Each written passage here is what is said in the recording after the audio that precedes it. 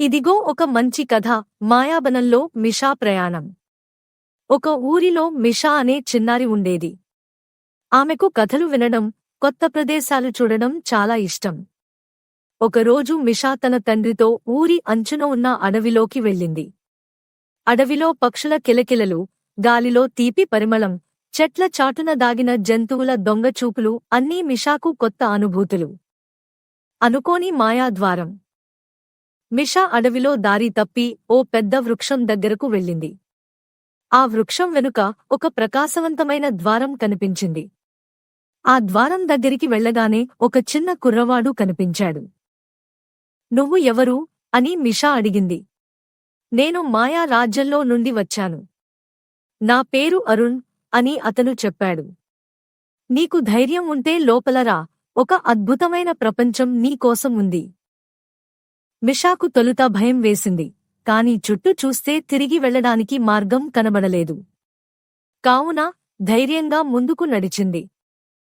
మాయా రాజ్యంలో మిషా ద్వారం దాటగానే ఒక కొత్త ప్రపంచంలోకి అడుగుపెట్టింది.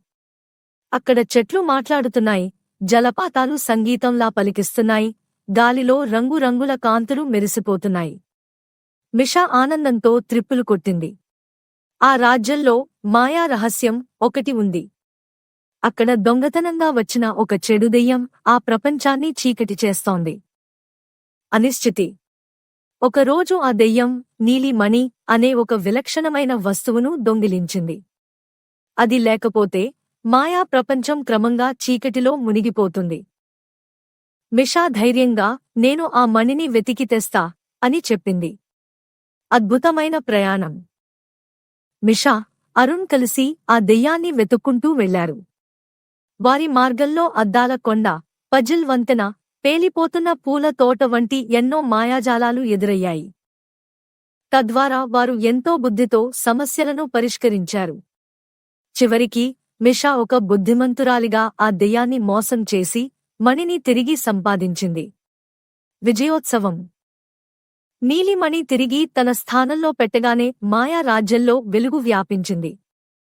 రాజు మిషాను ధైర్యవంతురాలు అని ప్రశంసించాడు. మిషాకు ఒక మాయా పువ్వు కానుకగా ఇచ్చారు. తర్వాత మిషా ఆ ద్వారాన్ని దాటి తిరిగి తన ఊరికి చేరుకుంది. కాని ఇప్పుడు ఆమె మాయా ప్రపంచం గురించి ఒక గొప్ప సీక్రెట్ తెలుసుకుంది. ఇదంతా నిజమా, లేక కలనా అని తలచుకుంటూ హాయిగా నిద్రపోయింది. పాఠం. ఈ కథలో పిల్లలు ధైర్యం, స్నేహం, సమస్యలను పరిష్కరించే తెలివితేటలు వంటి విలువలను నేర్చుకోవచ్చు. మిషా తన భయాలను అధిగమించి విజయం సాధించిన విధానం పిల్లలకు ప్రేరణగా నిలుస్తుంది. నీకు ఈ కథ నచ్చిందా? మరేదైనా మార్పులు కావాలా? ఇదిగో ఒక మంచి కథ.